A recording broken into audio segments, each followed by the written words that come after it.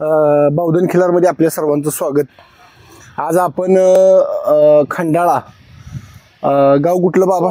भादवडे या ठिकाणी आलोय. आणि क्वचित भादवड्यामध्ये पहिली एवढी बैल होती, पण आता काय कारणास्तव ट्रॅक्टर आधुनिकीकरण झाल्यामुळं बऱ्यापैकी बैल कमी होत आल्यात. तर आता बाबा त्यांची ओळख करून घेऊ. नमस्कार. नमस्कार. आपलं नाव आणि पत्ता सांगा आपला संपूर्ण. अशोक सदाशिव पवार, राहणार भादवडे. भादवडे. बरं, आता आपली ही कितवी जोडी आहे? ह्याच्या अगोदरची बैल होऊन गेलेली 7, 8वी, 9वी जोडी. नवी जोडी. साधारण किती वर्षापासून आपण शेती करताय? आता झाली का 18-20 वर्ष झाली. 20 वर्ष झाली. आता पहिली जोडी घेतलेली तुम्हाला आठवते कुठल्या बाजारावरून काय घेतली होती? किकवीच्या बाजारावरून. तुम्हाला जवळचा बाजार. हा. आता ह्याच्या अगोदर तुमच्या दावणीला एखादा घरचा बैल किंवा बैल किती असायची? बैली काय?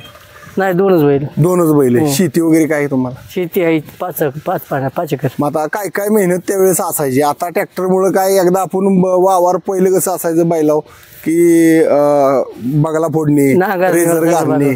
आता बरेच काम कमी झाले. तुम्ही काय काय करता? काय नाही, फक्त ट्रॅक्टरने सगळं होतंय. हा. ऊस बांधणं, कोणाच्या अडचणीला ऊस बांधायचा.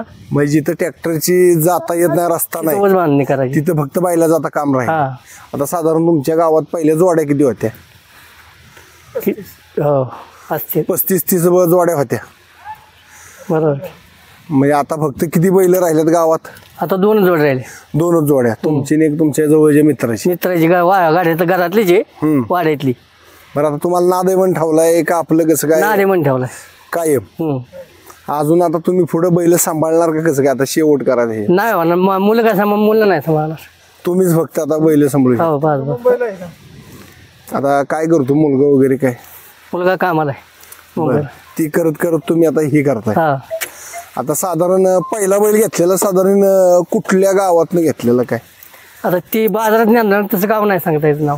बरं, एखादा होऊन गेला तुमच्या दावणीला बैल चांगला बैल, म्हणजे ज्या त्या काळात लय दिवस राहिला तुमच्याकडे? ती काळात वडिलांनी घेतलेला बैल होऊन गेला, पण ते आता वडिलांनी कुठून घेतला आणि काय केला हे मला सांगता यायचं नाही.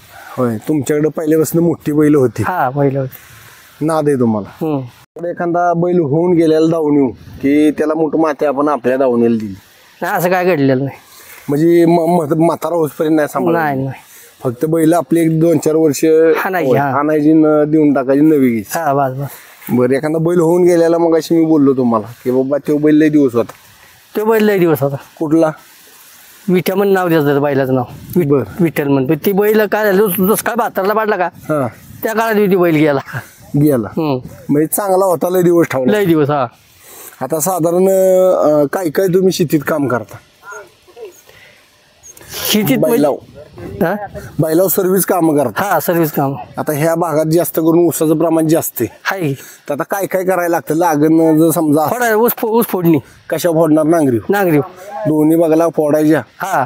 रेझर घालायचं आणि बांधायचा. कालच एक जण बांधला ना, 5-6 बांध बांधला की.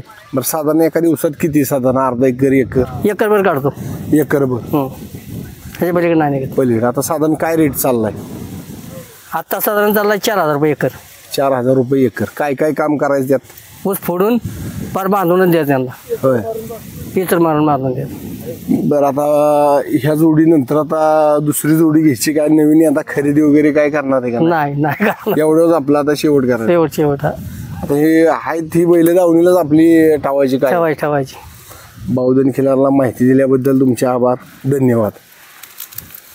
हो का? ही राय नाही, नाद पाहिजे हो. नादाशिवाय नाही काय. नाहीतर काय आता ट्रॅक्टरवर 5 मिनिटात होते ना. होय. मेहनतच होती तुमच्याकडे त्या काळात. साधारण मेहनत किती असायची तुमच्याकडे? 15-20 एकर काय 25 एकर? 12 महिने कामं चालायची. आता ही जोडी अलीकडचा बैल कुठने घेतलाय? एकाच मालकाकडून की घेऊन?